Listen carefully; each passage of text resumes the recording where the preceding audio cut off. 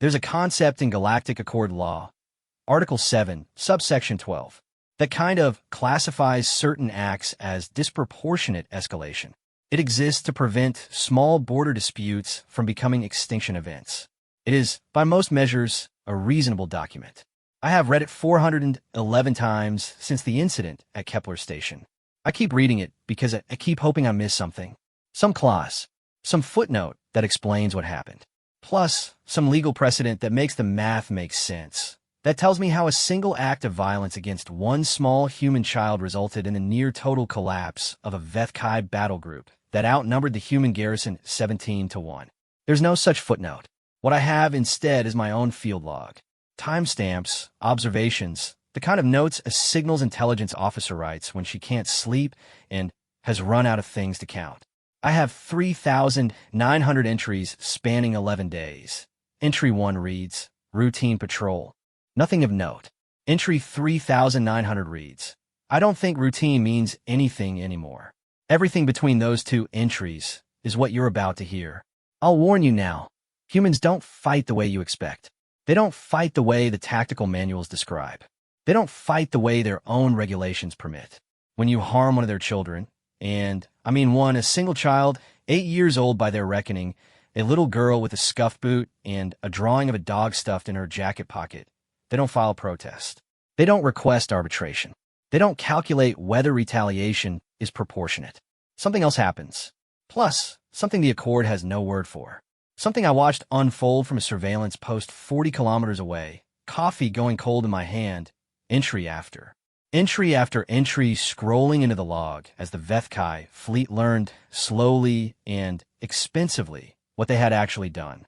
This honestly is field log, Kepler Station incident. My name is Signals Officer Sev 80H Rokin, 3rd Relay Division, Neutral Observation Corps. I watched all of it. I wish I could say I was ready. The coffee pretty much was terrible. I want to be clear about this because I have now written 411 log entries and not one of them begins with anything as honest as the coffee was terrible. It was thick, over-synthesized, faintly chemical in a way that reminded me of the reprocessing vats back on the Roken homeworld, and I had been drinking it for 6 hours straight because the relay feed from Kepler Station's outer ring had been spitting static all morning, and someone had to monitor them. That someone was me, which it is always me. I'm, I guess, as my supervisor liaison chief Denat likes to remind me, the most reliable analyst in the division, which is the diplomatic way of saying I have no family obligations, no personal hobbies worth mentioning, and apparently no object permanence when it comes to off-rotation shifts. I mean, fresh cup going cold on the console beside me. I had a stylus behind each of my upper ridge sensory organs. I had 3 screens running simultaneous feeds, and a 4th running a low-resolution game of geometry puzzles that I was only playing. Because the basically geometry puzzles required exactly enough concentration to keep me from falling asleep, but not so much that I'd miss anything important on the other 3. Nothing was important like on the other 3.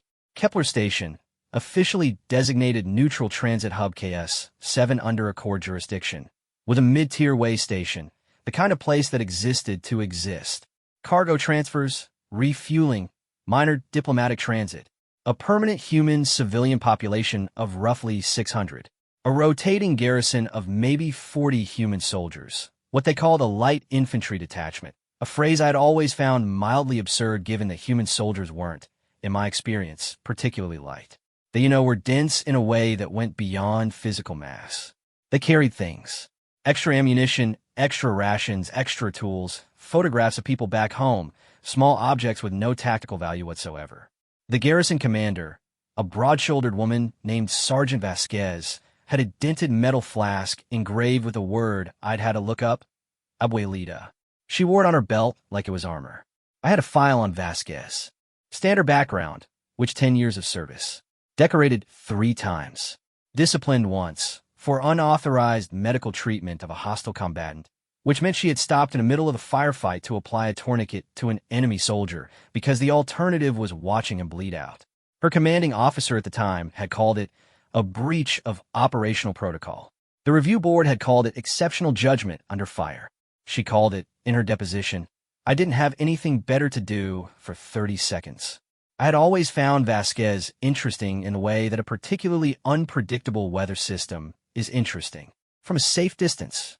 Entry 001 was routine. Entry 002 was routine. Plus, Entry 003 was where my stylus stopped moving. The Vethkai ship registered on the outer sensors at 4:44 station time. A Clarion-class light cruiser, running without its diplomatic transponder active, which was technically a violation of Accord entry protocols, but was the kind of violation that happened often, enough to have its own informal category in my log shorthand. TV show, minor, probable laziness. The Vethkai weren't hostile. They were, by the standards of the region, a moderately aggressive mercantile empire who had never formally warred with humanity, but had conducted what polite diplomacy called competitive border operations, and what the humans on Kepler Station called, as best I could translate their idiom, someone else's problem getting close to being our problem. I logged the entry, flagged it, pour my third cup of terrible coffee. The Vethkai ship didn't proceed to the docking queue. It held position for approximately 11 minutes at the outer ring, long enough that I pulled up a second feed, long enough that I stopped playing the geometric puzzle game. There's a perfectly normal explanation for this. Cargo declaration backlog, clearance hold, a board captain waiting on bureaucratic confirmation. These things happen constantly. I had logged at least 60 similar holds in the past rotation cycle alone. At 4:55, the ship's forward docking ramp extended. Not the standard cargo ramp. The forward, ramp, the personnel deployment ramp. One you use when you were sending people somewhere, not cargo. I honestly reached for the internal comm. I didn't reach fast enough. What I know from the feeds, reconstructed and cross-referenced across 14 sensor points, is this: a squad of 12 Vethkai soldiers deployed into the civilian ring of Kepler Station at 4:56 station time. Standard Vethkai military configuration.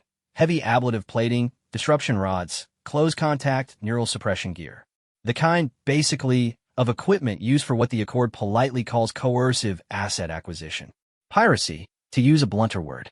Namely the kind practiced by Vethkai fringe operators who had learned they could strip civilian installations of portable high-value cargo and be back in slip space before any response force scrambled. The civilian ring at 4:56 station time was not empty. It was shift change adjacent. There were perhaps 30 people in the main corridor, dock workers, off-duty garrison, a few merchants, and, because the universe has no interest in being convenient, a small group of children from the station's residential block who had apparently talked a night shift worker into letting them visit the observation lounge for what I can only describe from the feed as an impromptu stargaze. 8 children, ages, by my estimate, between 6 and 12 of their years. The Vethkai squad moved through the corridor. They were efficient. Plus, they weren't, as near as I could determine, intentionally looking for trouble beyond what was operationally necessary. There are things I have to be careful about in my logs. I work for a neutral observation corps, and my assessments are supposed to be clinical, objective, measured. I'm supposed to report what I see, not what I feel about what I see. I'll be clinical basically about what happened next. I'll be very clinical. One of the children, the 8-year-old female, whose name INT learn until entry 047 of this log, but whom I'll call her by it now, because she's earned being named, Mia, was standing near the main corridor junction when the Vethkai squad came through. The squad leader shoved her aside, which it was not, in the context of a forced entry operation, an unusual action. The child was in the way, and the squad leader cleared the obstacle. Standard procedure. Mia hit the corridor wall hard. She was unconscious within 4 seconds, which 3 cracked ribs, a broken collarbone, and a head laceration that would require 19 of their stitches. I have watched this segment of feed 114 times since it happened. Each look, time, the timestamp is 4 hours, 58 minutes, and 33 seconds. Each time, I note the same thing. There were 2 off-duty garrison soldiers at the far end of the corridor. They had been walking toward the observation lounge, toward the children, probably to herd them back to the residential block before anything complicated happened. They were approximately 40 meters from the junction when the squad leader shoved Mia. To be fair, they stopped walking. For approximately 2 seconds, they were very still. I have worked in signals intelligence for 11 years. I have observed 43 armed confrontations of varying scale. I have a fairly developed sense of what it looks like when soldiers calculate whether to engage.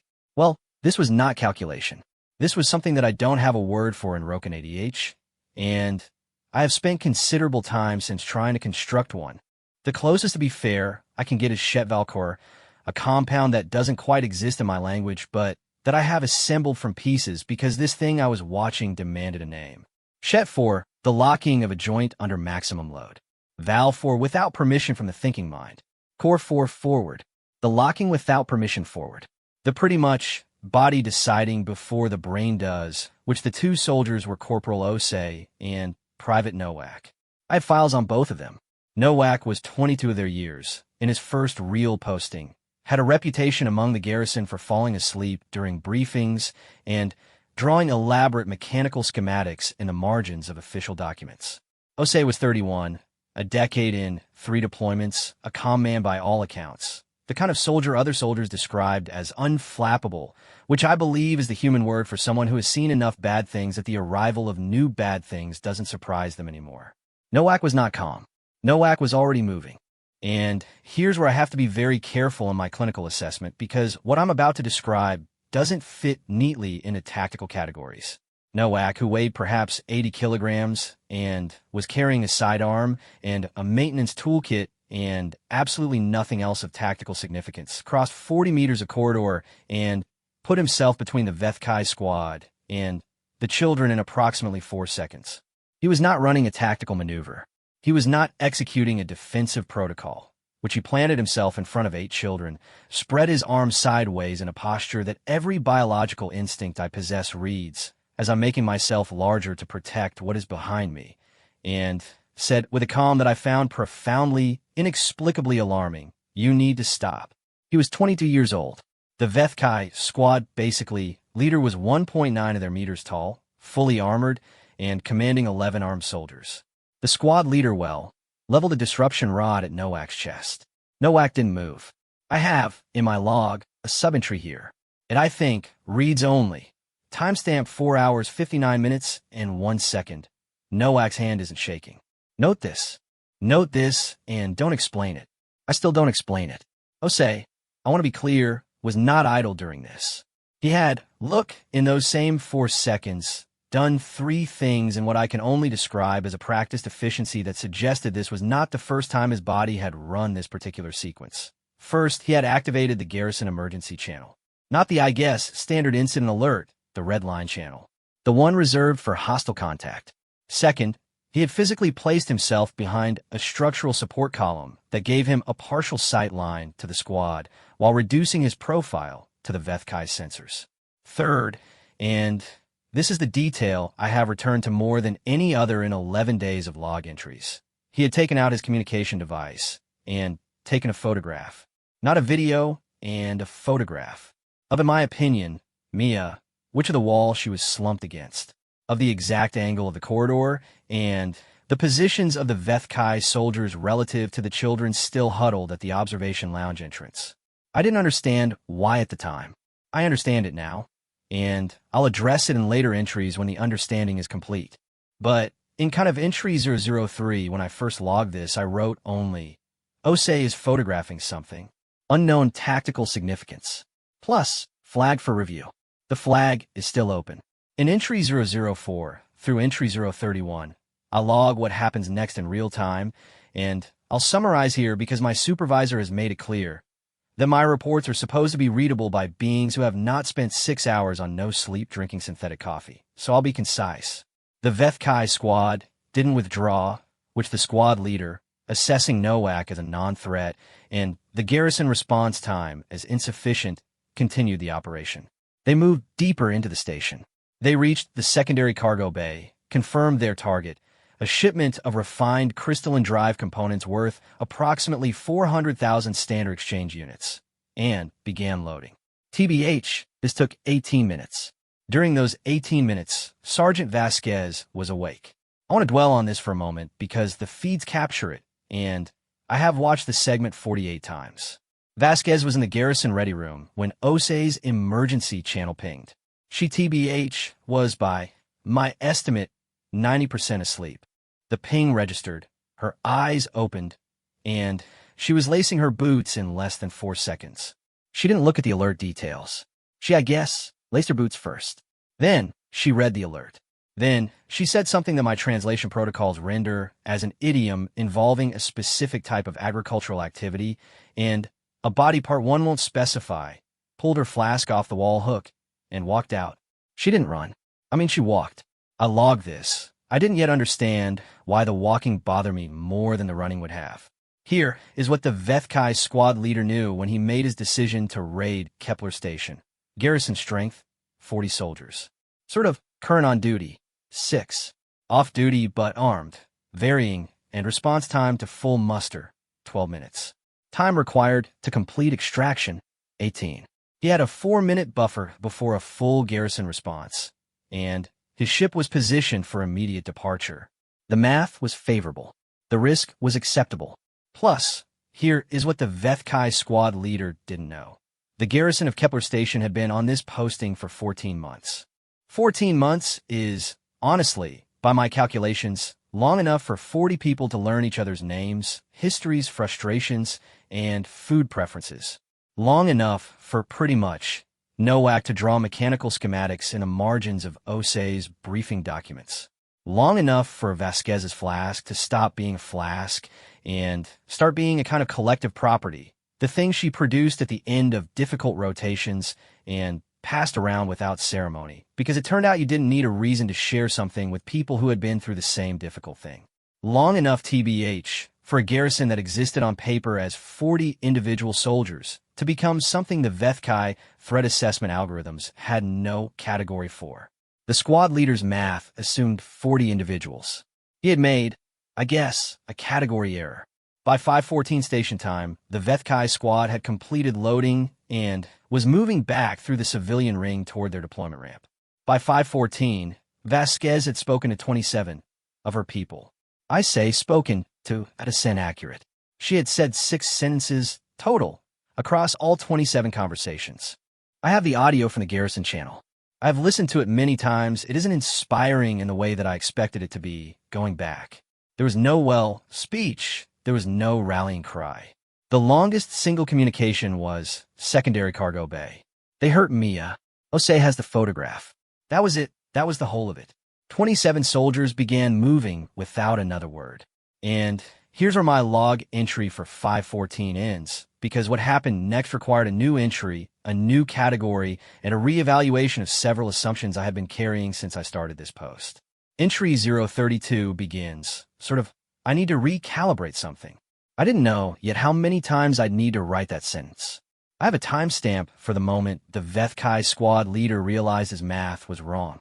5 hours, 17 minutes, and 44 seconds. I know it's 5 hours, 17 minutes, and 44 seconds because the feeds show me his posture change at that exact second. A slight forward lean, a micro adjustment of the disruption rod, the kind of recalibration a soldier makes when they've processed an unexpected variable. In front of him, blocking the route back to the deployment ramp, were 12 human soldiers. Not 6, 12. Half the off-duty garrison had reached the position before the squad leader's extraction window closed. They weren't in formal formation. They were standing in the corridor the way people stand when they've decided to be somewhere and have no interest in being anywhere else. In the middle of them was Vasquez. Plus, flask on her belt. No look, weapon drawn, and arms loose at her sides, which the Vethkai threat assessment posture system would read as non-aggressive. To be fair, no, the Vethkai system would read it as non-aggressive. I have a system specifications in my database. I also have eyes, and I have watched humans stand still for 11 days now, and I want to note for the record that there's a difference between someone who has their arms loose at their sides because they are relaxed and someone who has their arms loose at their sides because they've decided that if things proceed to contact, the reaching will take less than a quarter second, and they see no reason to begin it early. The squad leader demanded passage. Vasquez said, "Yeah, that's not happening. Just that." For words. The translator in my earpiece rendered it correctly, and I listened to it 3 times to make sure I had the tone right, because tone is where all the meaning lives in human communication, and the tone was, I'm going to write this clinically because I don't have a better word settled. Not angry. I guess not frightened. Not even particularly hostile. Settled. In the way that a structural beam is settled when it's been load-bearing for years and has long since stopped caring what you throw at it. The squad leader raised his disruption rod. Vasquez's hand didn't move toward her weapon, and her eyes moved slightly left. A gesture for what it's worth, so small I nearly missed it on the feed. A quarter-second flick of the gaze, directing it to something behind and to the left of the squad's position. I pulled kind of up the secondary feed to see what she was looking at. There were 9 more soldiers. They had been standing in a service corridor junction for an unknown period of time. Silent. Out of the squad's sensor range. Plus waiting. Honestly, 9. Plus the 12 in front. Plus. I checked the feeds, all of them, one after another, because I want to be thorough. 3 more in the ceiling access panels above the squad's position. 3 more. Like in the ceiling. The Vethkai squad was enclosed on 3 vectors by 24 soldiers who had materialized, as best I could determine, entirely without radio communication, because Vasquez had given 6 sentences across 27 people and had somehow communicated all the tactical information required for 24 of them to reach the correct positions in relative silence. I have been trying to reconstruct how she did this since entry 032. I'm in entry 411. I have not figured it out. The Vethkai squad surrendered at 5:19. It was not dramatic. The squad leader lowered his weapon and said the formal words of disarmament, and Vasquez said thank you, and 2 of her soldiers moved to collect the weapons while the others stood down. The cargo was returned. The Vethkai ship was held by a docking lock Osei, had apparently activated remotely from the observation lounge sometime in the preceding 20 minutes, a fact didn't discover until entry 054. Entry 032, written at 5:31, while the situation was still resolving, reads in full. Vasquez gave 6 sentences. 24 soldiers moved without further communication, which I have reviewed the garrison channel logs. There are no additional transmissions. I need to recalibrate something. I'm not yet sure what, and the coffee is cold. I should make more. Mia is in the medical bay and is conscious according to the medical channel feed. I should not technically be monitoring. Her collarbone is broken. Nowak is sitting outside the medical bay door. He is drawing mechanical schematics in the margin of a medical form. The garrison is filing the Vethkai disarmament paperwork. Everything is proceeding in an orderly fashion. The Vethkai ship is still docked. I checked the flag I put on Osei's photograph. It is still open. I should understand what that photograph is for. I don't TBH yet. I should tell you that the Vethkai ship's release from the docking lock was delayed by 72 hours pending Accord incident review, standard procedure for a coercive asset acquisition attempt in a civilian zone. Routine. Orderly. The kind of bureaucratic resolution that made the whole event seem manageable in the logs. The Accord Review Board reviewed the incident. They issued a citation. They didn't contact the Vethkai command structure directly. Someone else did. I don't know who sent the first communication. I have a theory. The theory involves Osei's photograph, the garrison emergency channel, and a piece of information didn't receive until entry 089, 14 days after the incident, when a Vethkai command frequency lit up in a way that made me spill my terrible coffee across 3 separate feed screens, and right in entry 090, a single word. Oh, but that's entry 090. This is entry 032. Right now, Nowak is drawing schematics in the corridor. Mia is breathing steadily in the medical bay, and the Vethkai ship is sitting in its dock like a problem that has been solved. I have recapped 4 times now to check whether I'm reading the feeds correctly. The problem hasn't been solved. It has been noticed. There's a difference, and in 11 days I'll understand exactly what that difference costs. My supervisor liaison chief Danak called me at 6:45 to ask why I had flagged the Kepler Station incident as priority level 2 instead of priority level 1. I told him the immediate crisis was resolved. He told me, in the way he tells me things when he's trying to be patient and isn't succeeding, that a coercive asset acquisition in a civilian zone with injury to a non-combatant minor was automatically a priority level 1 incident per Accord Protocol 14, Section 8, and that I was supposed to know this. I told him I did know this, and that my flag was a procedural error I'd correct immediately. I think I was lying. My flag was not a procedural error, which I had flagged at level 2 because I had been watching the Kepler Station feeds for an additional 2 hours after the incident resolved, and the thing I was watching, the thing I could not stop watching, was the garrison. That, to be fair, way they moved through the post-incident sequence. The way Vasquez sat in the cargo bay after the Vethkai were processed and spent 40 minutes writing her incident report in longhand on actual physical paper, which I know is unusual for humans in official contexts, and which I noted in entry 020 without knowing why it felt significant. The way Osei hadn't returned to his quarters after his shift, but was instead in the communications room, which was where the station's external relay arrays were administered. The photograph, the communications room, the external relays. I had flagged look at level 2 because I wanted more time before anyone started officially resolving things. I corrected the flag after Denat's call. I filed the level 1 paperwork, and I poured my 4th cup of terrible coffee. Then I pulled up the communications room feed and spent the next 3 hours watching Osei not do anything obviously suspicious while doing something I couldn't classify. I want to explain what Osei looked like during those 3 hours, because I think the visual matters. He was sitting at standard relay console. He had the incident photograph pulled up on his personal device, the one he had taken of Mia, of the corridor of the positions of the Vethkai soldiers. He was looking at it in intervals. Look at the photograph, look at the console, type something, look at the photograph again. He did this methodically, with the same focused precision that, in my experience, signals either a very boring administrative task or a very interesting one that someone wants to look boring. He had a beverage. I don't know what was in it. It was in a dark container with no label that he produced from a bag under the console. He drank it slowly.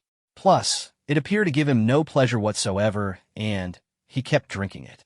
At 7:23, he sent a message, which I don't have the content of the message. The relay was encrypted at a level that my monitoring authorization doesn't technically cover, and I want to be clear in this log that I didn't decrypt it because my log is an official record, and I'm not going to write in an official record that I decrypted a communication I was not authorized to decrypt. What I have is the header data, transit routing, destination flags, priority classification, and the header data tells me this. The message was routed to the Human Confederation Central Military Command's Public Affairs Division. Public Affairs, not the JAG office, which handles legal incidents. Not the Strategic Response Division, which handles military threats. Not even the Diplomatic Corps, which handles Accord violations. Public Affairs, the division that, in the Confederation's organizational structure, is responsible for, and I'm reading directly from their official mandate here, managing the communication of military operations. Significant events to civilian and allied media outlets. I sat with this information for 40 minutes before I wrote it in the log. I reread the header data 8 times. Then I wrote, Entry 044.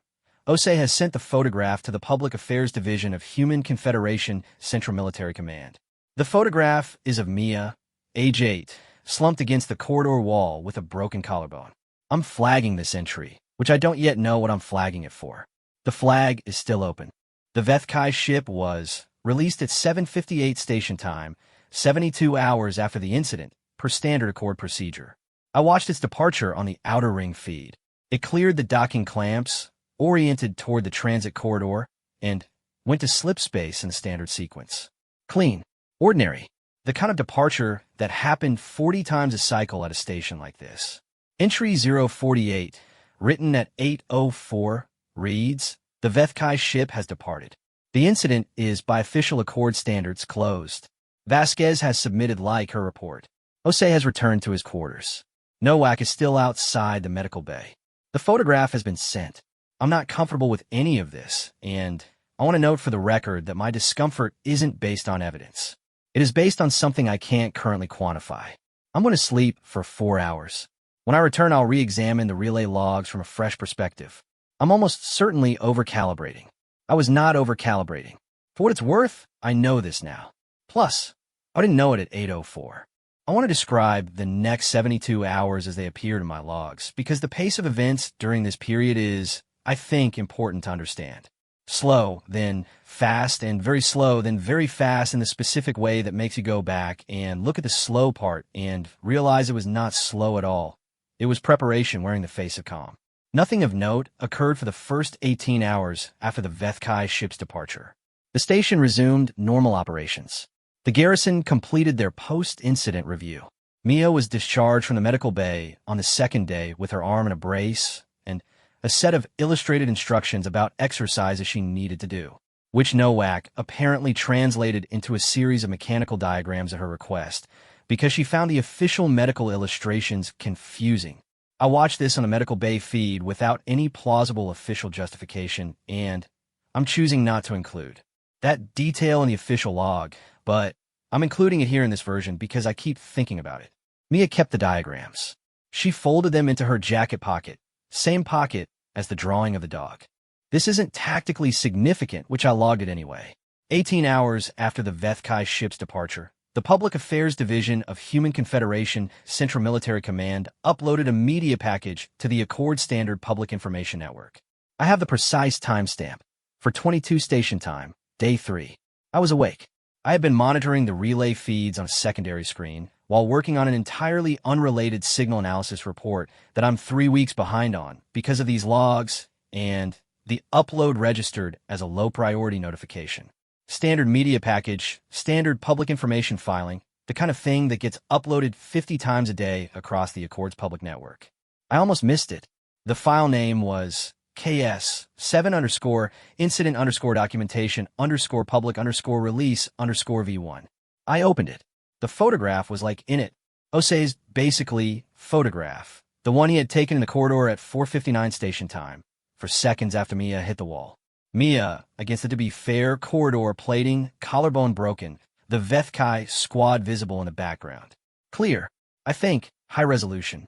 Every detail, including the exact angle at which she had fallen, and the cargo crates still visible through the open cargo bay doors. The photograph was not the whole of the package.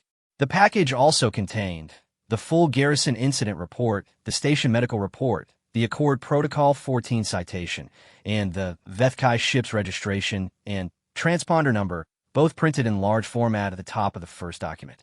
I need to be careful here about how I describe what happened next because I'm an official observer and I'm supposed to be clinical and neutral, and what I feel when I describe what happened next isn't clinical and not neutral. What I feel is the specific unease of someone who has just watched a match get struck and has only now noticed they're standing in a room full of things that catch fire.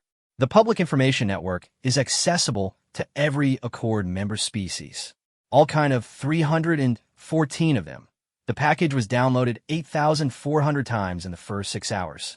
By the end of day 3, it had been downloaded 1.2 million times, cross-posted to 47 independent information exchanges.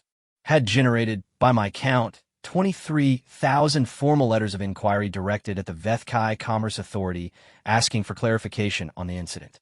Not from human sources, from every other species on the network. I want to dwell on the letters because I have read several hundred of them now, and they're interesting. They are interesting in the way that a shift in atmospheric pressure is interesting, the specific kind of interesting that experienced observers learn to pay very close attention to. The letters weren't, in the main, angry. They were curious, and they asked questions with the polite precision of people who want to understand something they found confusing. They asked things, like, we note that the individual depicted is documented as being 8 years of their years in age, and we would appreciate clarification on the decision-making process that resulted in this outcome. They asked, we observe that the individual depicted is identified as a non-combatant minor under Accord Protocol 7. We're writing to request the Vethkai Commerce Authority's assessment of how this outcome aligns with their stated commitment to Accord standards. They asked, in several hundred variations of the same, essential question, why? The Vethkai Commerce Authority, to my knowledge, didn't respond to any of them.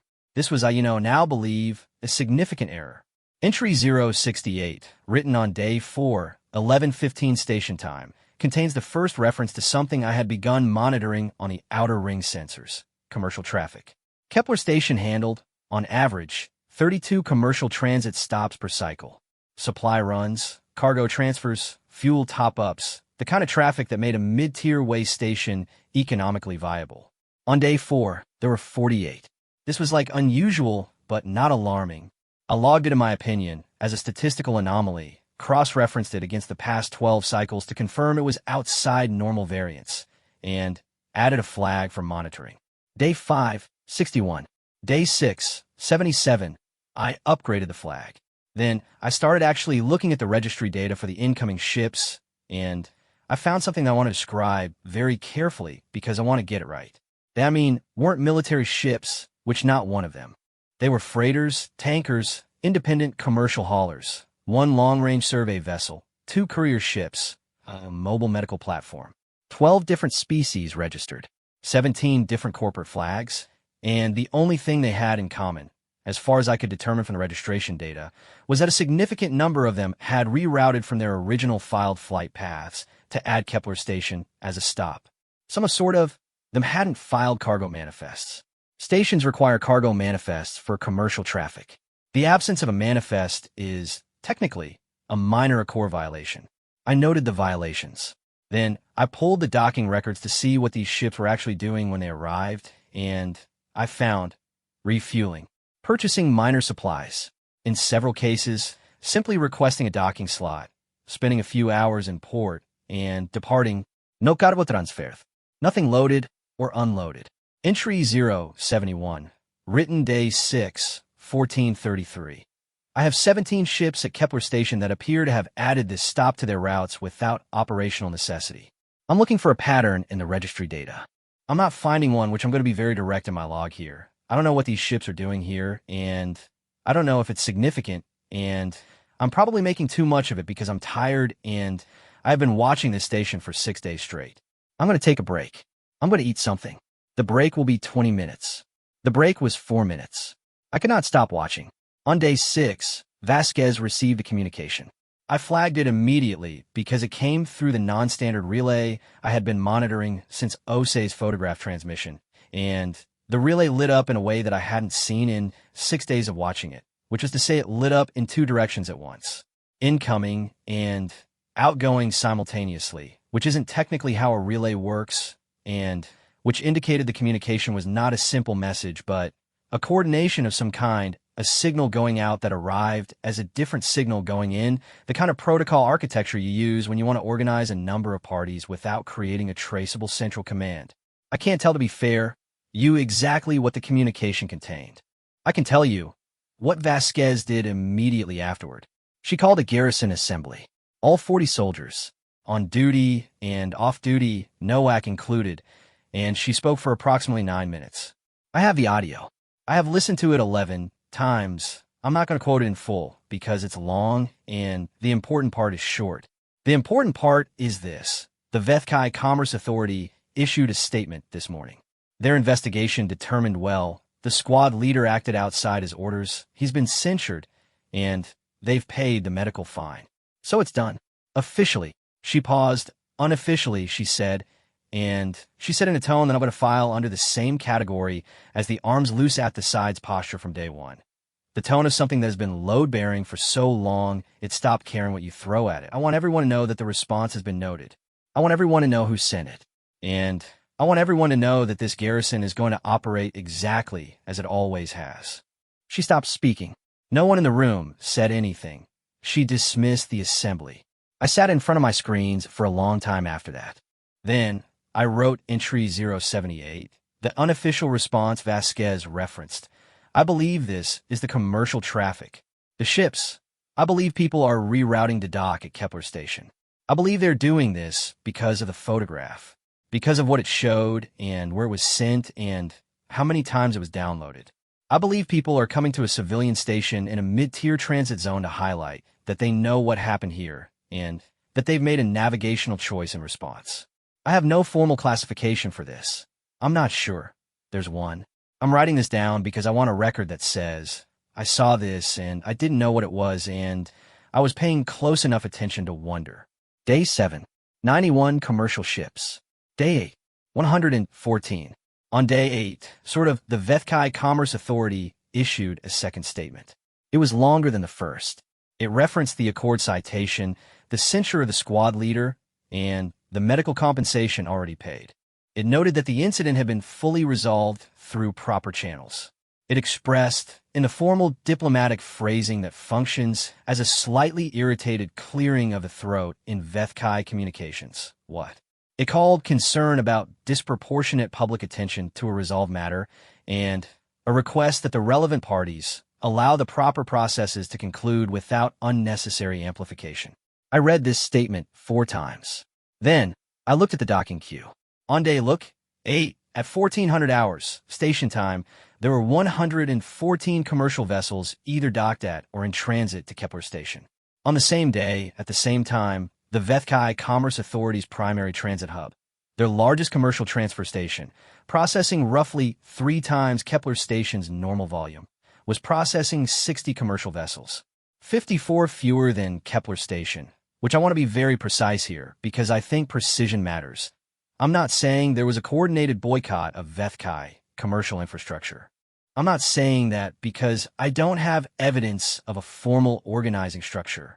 What I have is routing data showing that a statistically significant number of commercial operators across 12 species had made individual navigation decisions that resulted in their traffic moving away from HFY-operated transit infrastructure and toward a small human civilian station where a child had been hurt. The decisions were individual. The pattern was not. Plus, entry 089, written day 8/1645, I think I understand the photograph now. Osei didn't send it to public affairs because he wanted a news story.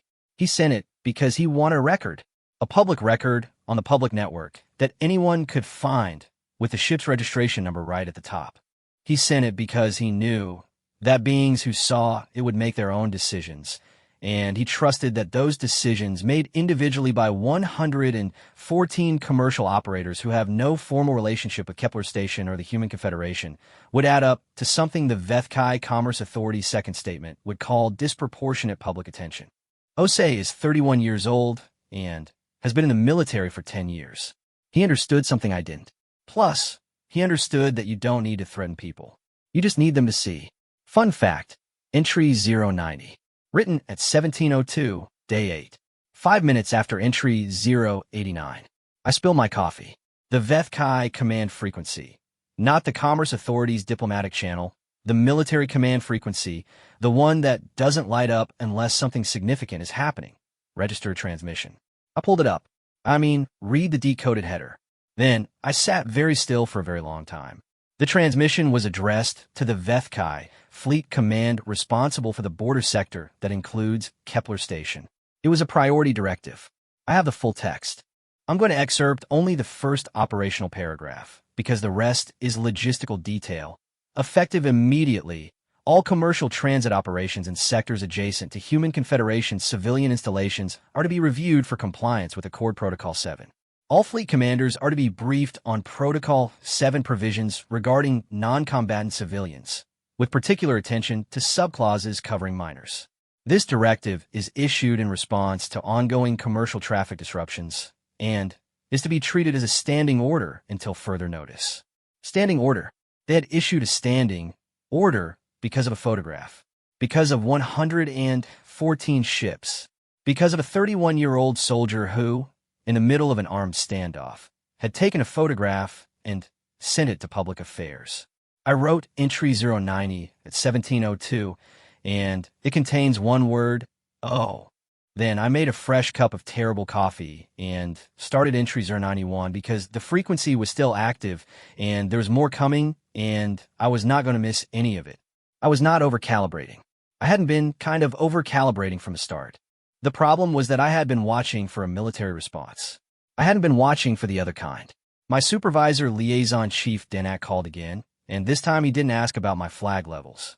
He asked why my official report for the Kepler Station incident hadn't been submitted. I told him I was still compiling data. He asked how much data a Level 1 citation incident required. I told him more than anticipated. There was a pause on the line that I have learned, over 4 years of, working for Denat, to interpret as him deciding whether to push back or let it go. He is a reasonable administrator, and he isn't fundamentally curious. He sees for what it's worth incidents the way a cargo manifest sees contents. Weight, category, destination, done. The Kepler Station incident had a citation, a medical fine, a censure, and a clean departure. By Denat's manifest logic, it was closed. Plus, submit by end of cycle, he told me. Yes, sir. I have not submitted it. I want to explain why, because I think the explanation is important, and I think it belongs in this log, even though it has sent, strictly speaking, an observation of events at Kepler Station. It belongs here because the thing that's preventing me from writing a final report is the same thing that has been preventing me from sleeping properly for 8 days. And that thing is this. I'm not sure I've seen the end of anything. I have seen pretty much the Vethkai Commerce Authority issue 2 statements. I have seen a standing order go out on military command frequencies. I have seen 114 commercial ships reroute to dock at a station where a child was hurt. These things look, from a certain angle, like resolution. The citation is filed. Basically, the fine is paid. The standing order is issued. Pattern recognized, behavior sort of modified, system adjusted. Accord process complete. From a different angle, they look like the first part of something. I'm on day 8. I'm in entry 091. I have 300 and more entries still to write before I reach the end of this log, and I know this because I've already lived them, and I'm writing this retrospectively, reconstructing from my real-time notes.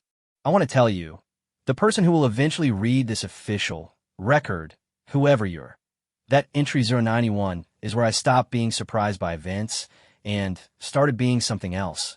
I don't have a precise word for what I started being. Attentive, maybe, and attentive in the way you become attentive when you're watching something unfold that you didn't predict and that you aren't sure anyone predicted, and that seems, the longer you watch it, to be following its own internal logic entirely independent of whether anyone is watching or not. I want to tell you about the Vethkai commander because I think he's relevant and because I think I have been unfair to him in my private notes. His name was Fleet Rank Kethavar. I have his service record. 17 years in Vethkai military service, which for their species is roughly equivalent to 30 of standard years. Decorated. Strategic acumen rated exceptional by his last 3 review boards. He had, for what it's worth, commanded the sector that included Kepler Station for 3 years and had, in that time, maintained what the Vethkai internal assessments called effective deterrence operations in the region, meaning commercial competitors from non-Vethkai-aligned species knew that the sector was Vethkai-friendly and acted accordingly. Kethavar hadn't ordered the Kepler Station raid. This is important, and I want to say it clearly. The raid was a fringe operation conducted by a squad leader who had assessed the risk as acceptable and acted on his own authority within a culture that, I should note, didn't technically prohibit such operations against civilian installations in contested transit zones. The squad leader's chain of command hadn't ordered it. They hadn't stopped it, and they had, after the fact, censured him. Kethavar found out about the raid at approximately the same time I did. I know this because the command frequency traffic shows him issuing his own internal inquiry at 6:15 on day 1, 11 minutes after my first flag, 30 minutes after the Vethkai ship disengaged from Kepler Station's docking lock. His inquiry, message to the ship's captain, was 3 sentences long. 2 of them, honestly, were questions. One, in my opinion, of them was not a question, but read, in my translation, as something close to, "This isn't what I instructed you to do." The ship's captain's response was 14 sentences long and involved the words, "acceptable risk," 6 times. I have read this exchange many times. Each time I feel something that I'm going to describe with complete neutrality. Absolutely no editorializing, as the specific unease of watching someone build a fire inside their own house. The standing order Kethavar issued on day 8 was, as I noted in entry 090, a response to commercial traffic disruption. That is the official framing. The standing order required sector fleet commanders to conduct Accord Protocol 7 compliance briefings with particular attention to non-combatant miners. What the standing order didn't and could not address was the question of why the commercial traffic disruption was happening. I want to walk through this carefully because I think the mechanics matter. The ships rerouting to Kepler Station weren't responding to any coordination signal I could find. They weren't members of a boycott organization. They weren't responding to a Confederation diplomatic request. I checked, and the Confederation's diplomatic corps had issued no such request. They were individual, pretty much commercial operators, freight companies, independent haulers, survey contractors, making individual routing decisions. What they had in common was that they had all accessed the public information network. They had all, presumably, seen the media package. They had all, presumably, looked at the photograph. And they had all, individually, decided to put Kepler Station on their routes. I can't tell you what each of them was thinking. I can't tell you whether it was a protest, or solidarity, or simple commercial preference, or something that doesn't have a clean name. What I can tell you is that by day 9, the rerouting pattern had been picked up by 3 independent commercial intelligence services, and all 3 of them had published assessments noting that Vethkai transit infrastructure was experiencing anomalous traffic reduction in sectors adjacent to Human Confederation civilian installations. The assessments were published on the public network. They were downloaded in large numbers. By day 10, the rerouting had spread beyond the original sector. Entry 102, written day 9, 9:30, I have a new data point. The commercial intelligence reports have been shared on the same public information network channels where the media package was originally distributed. I'm watching this in real time, and I want to describe it precisely. The information is moving faster than the event it describes. People are reading about what is happening before they've decided what to do about it. Then they are deciding, and then what they decide is becoming new information, and then other people are reading that. I was trained to watch for cascades in the context of military escalation, force deployments, weapons movements, strategic positioning. I was not trained to watch for cascades in commercial routing data. I'm not sure if what I'm watching is the same kind of thing. I'm not sure it's a different kind of thing. I need more coffee. I made more coffee. It was terrible. I drank all of it. On day 9, Kethavar issued a third Vethkai statement. This sort of one was different from the first 2 in a way that I noticed immediately. Noted in Entry 107. It was issued not through the Commerce Authority's diplomatic channel, but through Kethavar's military command office directly. The kind of shift in issuing authority was in Vethkai protocol, a signal that the matter was being escalated internally, that it had moved from a commercial diplomatic problem to something their structure classified as strategic. The statement itself was relatively brief. It sort of reiterated the censure and fine, and it referenced the standing order on Protocol 7 compliance. It expressed, and here's the phrase I have read perhaps 40 times now, confidence that the appropriate parties will recognize that the matter has been addressed through proper channels and will allow commerce in the sector to normalize. I want to parse this phrase carefully. The appropriate, in my opinion, parties, which not the Human Confederation, not any specific government or military body. The appropriate parties, which a phrase directed at no one in particular, and therefore directed necessarily at everyone who had been making routing decisions. Kethavar, I realized when I read this statement, didn't know who to talk to. There was no one to talk to. The people rerouting their ships weren't answering to any authority that could be addressed through proper channels. They weren't a government, and they weren't an alliance. They, I guess, weren't an organization, and they were individual beings who had seen something and made a decision and whose aggregate decisions had produced an effect that Vethkai strategic analysis was apparently struggling to categorize. Entry 108, written day 9, 1422. Kethavar's statement is addressed to the appropriate parties. I have been trying to determine who the appropriate parties are. TBH, I can't find them. I don't kind of think they exist as a discrete entity. I honestly think they're just people. People who saw the photograph and made a choice and whose choices are adding up to something. Kethavar has 17 years of service and exceptional strategic acumen, and he's trying to negotiate with a pattern. You can't negotiate with a pattern. I think this might be what is making him issue standing orders. Nowak, on day 9, came back to work. He had been on compassionate leave since the incident. Standard garrison protocol when a soldier has been in direct contact with a civilian casualty event.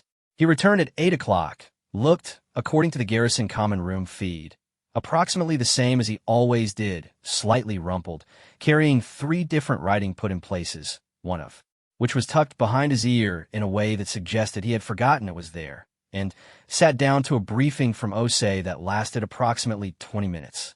Then, he went to the communications room. The same communications sort of room where Osei had sent the photograph. He was, I think, there for 40 minutes. I watched every minute of it. He didn't appear to be doing what Osei had done. His activity on the console was different, lower level, less relay-focused. He appeared to be reading large amounts of text, scrolling quickly, the way people read when they already know the material and are confirming details rather than learning. He left the communications room at 09:02. At 9:14, there was a new file on the public information network. File name, KS, 7_medical_update_public_release_V1. The file contained Mia's medical discharge report, updated status, recovering well, expected full recovery, photograph attached, not the corridor photograph, a different one. Mia, in a medical bay, arm in a brace, giving the camera a look that my translation programs identify as a human expression of mild irritation at being photographed, but willingness to cooperate. The mechanical, to be fair, diagrams that Nowak had drawn for her exercise instructions were visible on the table beside her, folded neatly. The file had a note at the bottom. Plain text, no official header. It read, "She's okay. We thought people should know. No signature." I stared at this for a very long time. Then I wrote entry 111. Nowak filed the medical update. "She's okay, and we thought people should know." No official framing. No diplomatic language. No strategic purpose. He just thought people should know. Plus, I'm going to note this and not draw a conclusion from it because I'm an official observer and my job is to note and not conclude. But I'm going to note it very carefully. By the end of day 9, the medical update had been downloaded 400,000 times. I have to tell you about the cargo manifests. On day 10, I finally found the pattern in the commercial ship's routing data that I had been looking for since day 5. I found, I guess, because I finally looked in the right place. Not the registry data, not the transit flags, but the cargo manifests themselves, the ones that had been filed by the ships that had filed them. The manifest showed miscellaneous goods. Commercial standards. Plus, nothing unusual. Except, 11 of the ships had filed manifests that included a category designation I hadn't seen before in my time monitoring Kepler Station. Voluntary allocation, civilian station infrastructure support. I looked this up. It took me 40 minutes to find a definition. It is an Accord trade category created 30 years ago, used almost exclusively by relief operations and humanitarian logistics. It designates goods transferred to a civilian installation not as purchase or sale, but as a contribution. No exchange of funds, no trade credit, no commercial record. A gift in the framework of interstellar commerce. 11 ships had brought gifts to Kepler Station. I pulled up the station's receiving logs. Sort of plus medical supplies. Food stores, in my opinion, which repair parts for the corridor wall that had been damaged during the Vethkai squad's entry. Repair parts for the wall. Someone had sent repair parts for the specific wall that Mia had hit. I'm a signals intelligence officer with 11 years of experience. I have formal training in pattern recognition, threat assessment, and behavioral analysis. I have a graduate qualification in interspecies communication theory. I have read the Accord's complete legal framework 3 times. I sat in front of my screens on day 10, and I cried. I want this to be in the official record. I cried. Well, it was not professional. It was not efficient. It was not something my training covered. It lasted approximately 4 minutes, and then I wrote entry 119, which reads in its entirety. 11 ships sent gifts. Someone sent repair parts for the wall. I don't have a formal analysis framework for this. I'm going to take a break and come back to this with more objectivity. The break will be real this time. The break was 7 minutes. Then I was back on my screens. Kethavar's 4th statement came on day 11. Plus, no preamble. No diplomatic formulas. Just 8 sentences that I'll paraphrase because the official translation is in the formal records. What I want to capture here isn't the exact wording, but what the wording meant when I read it. He acknowledged the incident again. He acknowledged the compensation again. He acknowledged the standing order again, and then, in the 5th sentence, something changed. He wrote, in my opinion, that the Vethkai Commerce Authority would be establishing a formal Protocol 7 compliance office in the border sector. A permanent office, not a standing order to brief commanders. A permanent institutional presence, staffed with a mandate to review all operations in sectors containing civilian installations before those operations were conducted. Before, plus, not after the fact. Pretty much before. A prevention mechanism, which something that didn't exist before day 1 of this log. I read this sentence 6 times. Then, I read the 6th sentence, which said that the office would be co-administered by an Accord neutral observer. Then, I read the 7th sentence, which specified that the Neutral Observation Corps, 3rd Relay Division, was recommended for the co-administration role.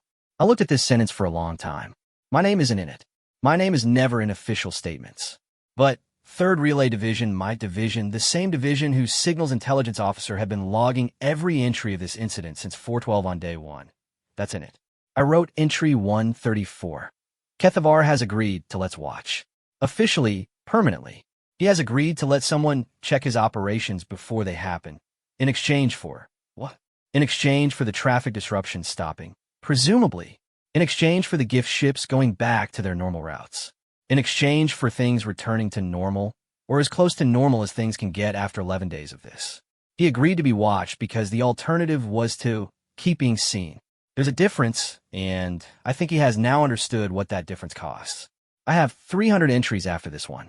None of them are as quiet as I thought they'd be when I started.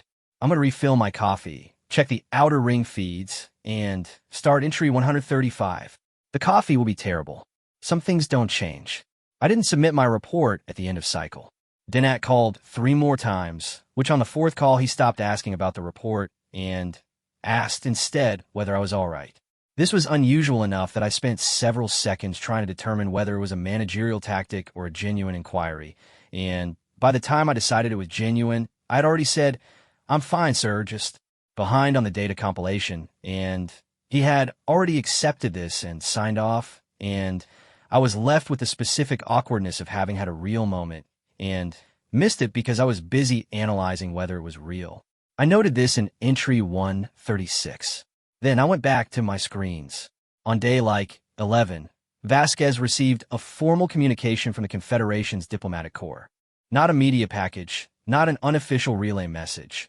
A formal communication with a header and an official seal and everything, the kind that gets logged in triplicate and reviewed by 4 different offices before it reaches its destination.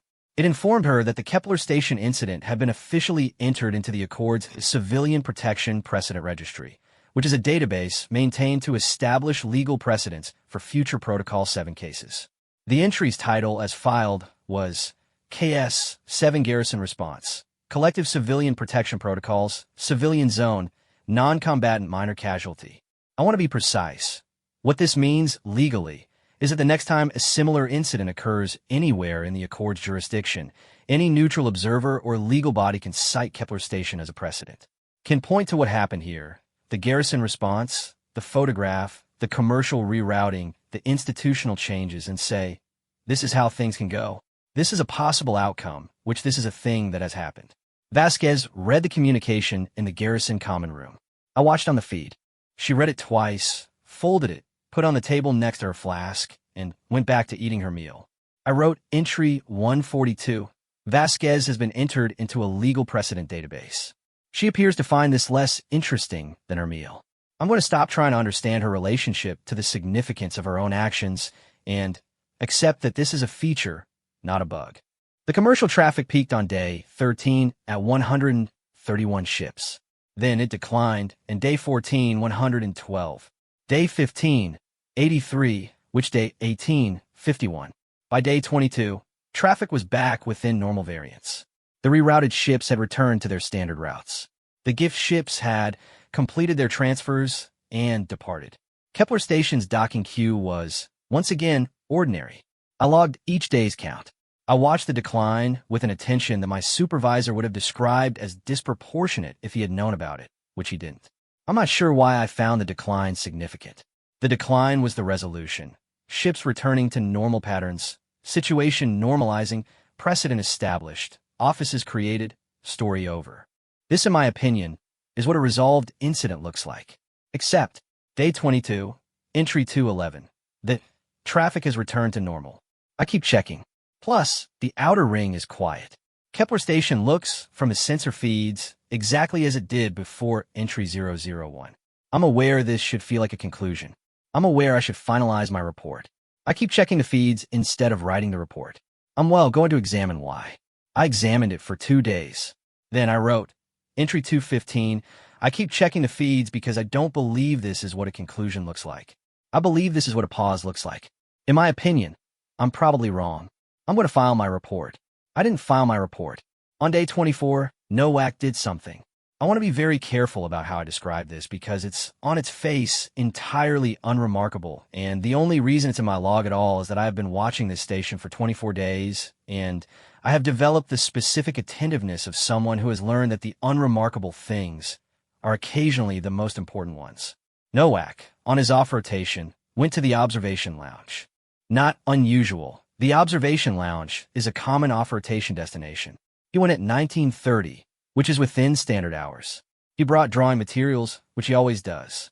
What he drew on a large sheet of paper that I can barely make out on the observation lounge feed, but can make out enough, a diagram. Not mechanical, not his usual schematics. A diagram of Kepler's station. The outer, for what it's worth, ring, the docking bays, the corridor where the incident occurred, the medical bay. The routes the garrison had taken on day 1. The positions of the ships in the docking queue on day 13. All of it, rendered in his precise mechanical style, with annotations I can't read at this resolution, fitted together on a single page. He spent 2 hours drawing it, which then he folded it. Not the efficient fold of someone filing a document. The careful fold of someone making something small enough to fit in a pocket. He left the observation lounge at 21:45. I don't know what he did with the drawing after that. The feeds don't reach the residential block. Entry 223, written at 21:50. Nowak made a drawing of what happened here. He folded it and put in his pocket. I don't know why. I'm noting this. I have been noting it for the rest of this log without further analysis. Some things are better not analyzed. The protocol 7 compliance office opened on day 30. A small installation. 3 staff, Vethkai appointed, but Accord certified, reporting to a joint oversight structure that included, per Kethavar's 4th statement, a neutral observer position. The honestly position was formally assigned to the 3rd Relay Division on day 28, and my supervisor Denat spent 20 minutes on the phone with me discussing the assignment in what I can only describe as a tone of deeply bemused professional satisfaction. He said at one point, "I'm not sure I understand how you turned a level 1 citation incident into a permanent institutional posting, but it's objectively an impressive outcome for the division." I told him it was a team effort. He asked which team. Plus, I said, the ships mostly. He paused for a long time. Then he said he would let me get back to my report. I want to tell you about the compliance office's first case because I think it belongs in this log and because I think it says something about what the preceding 30 days had actually accomplished. On day 34, a Vethkai commercial survey ship requested an inspection permit for an installation in the border sector. Standard procedure. The permit application went to the compliance office. The office reviewed it. They found no Protocol 7 violations. The installation had no civilian population, no non-combatant presence, and the survey operation fell within Accord commercial standards. Permit approved. Plus, entry 278, written day 34. The compliance office approved a permit today. First case. Standard commercial operation, no issues, quick resolution. The office functioned as designed.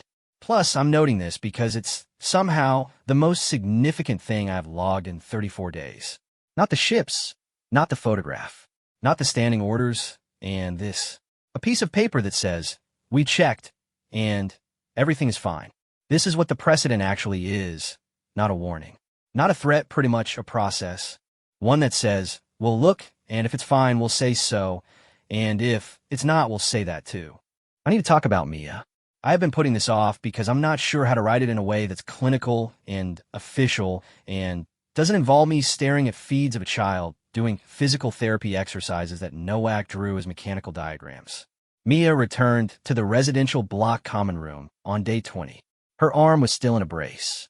She was, by the evidence of the feeds I have been monitoring with absolutely no official justification whatsoever, fine. She was reading a book.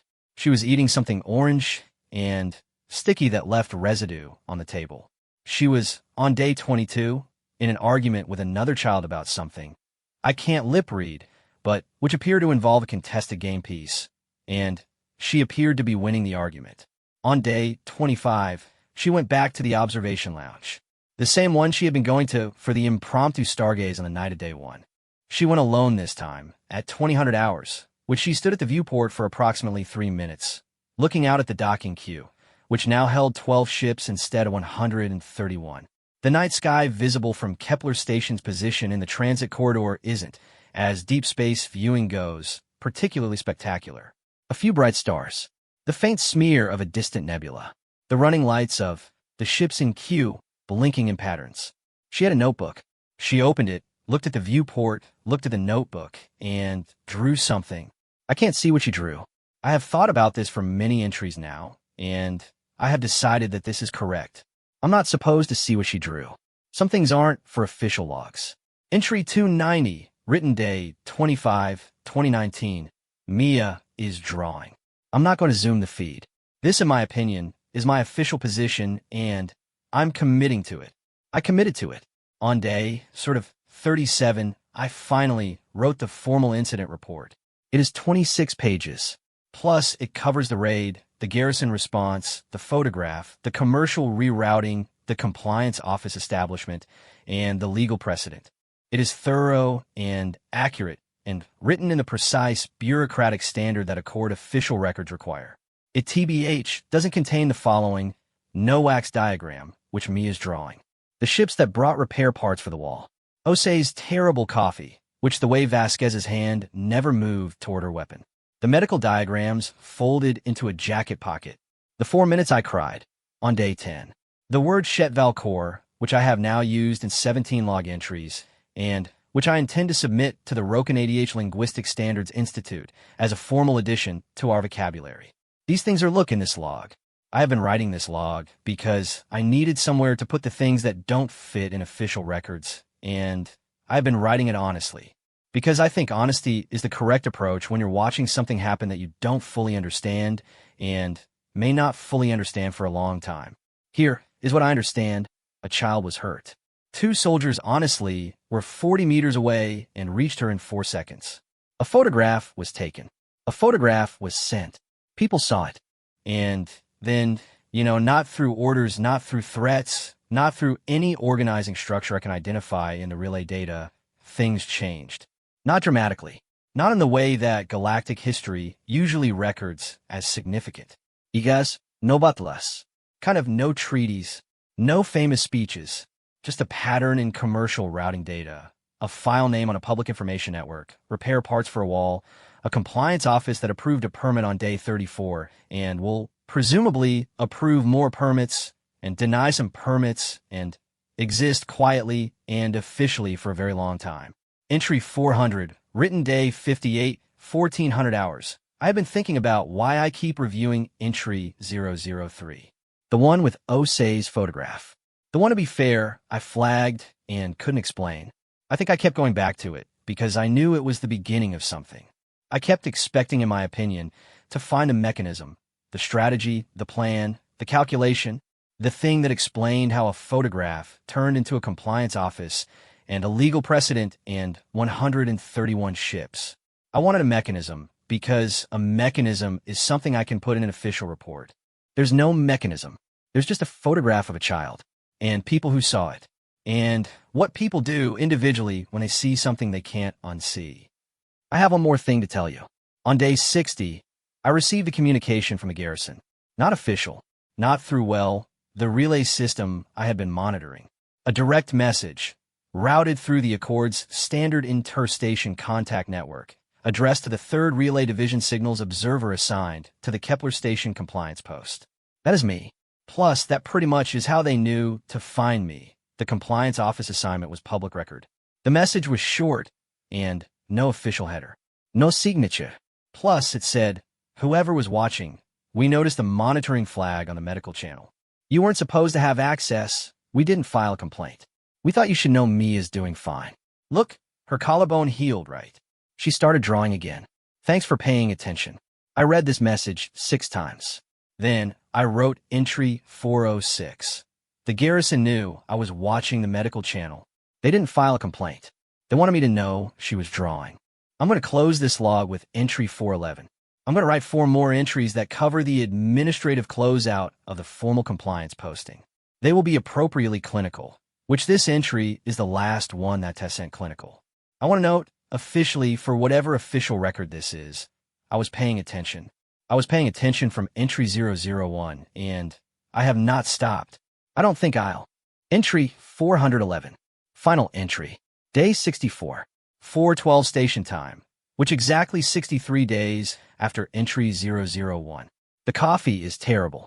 I made it an hour ago, and have been letting it go cold on the console the way I always do, and at some point in the next few minutes I'll pour it out and make another cup that I'll also let go cold. This is a flaw in my process that I have been aware of for 11 years and have made no effort to correct. The outer ring, feeds are quiet. 12 ships in the docking queue, normal variance. The corridor where the incident happened has been repaired. New plating on the wall, same color as the old, the seam barely visible if you know where to look. The compliance office, to be fair, lights are on in the secondary admin block, early shift. The garrison, I think, common room is quiet. Plus, Vasquez's flask is on its hook. I'm going to close this log. I'm going to file it under restricted access, analytical record, which means it will sit in the Neutral Observation Corps archive for 50 years before anyone reads it unless someone basically requests it. Almost no one will specifically request it, because officially this incident is a closed Level 1 citation with a clean resolution and an established precedent. But it will be there. If someone needs it. One thing I didn't put in the official report. The morning after the compliance office opened, before the first permit case was filed, I pulled up the Public Information Network to run a standard media scan for Kepler station references. Routine monitoring. I expected to find the traffic disruption reports, the VethKai statements, the secondary coverage. I found those. I also found something I hadn't flagged before because it had been uploaded on day 41 and I had missed it in the volume of monitoring data. A short piece on a small independent exchange. One of the 12 species that had rerouted ships to Kepler Station. The author's name isn't relevant. The piece was not long. I'm not going to reproduce it here because my copyright protocols don't permit reproduction of third-party works in official records. What I'm going to say is that the piece was about the incident. And look, at the end of the piece, the author had written a question. The question, was not about the VethKai, not about the Confederation, not about the photograph or the ships or the compliance office. The question was about Mia. The author asked, was she drawing now?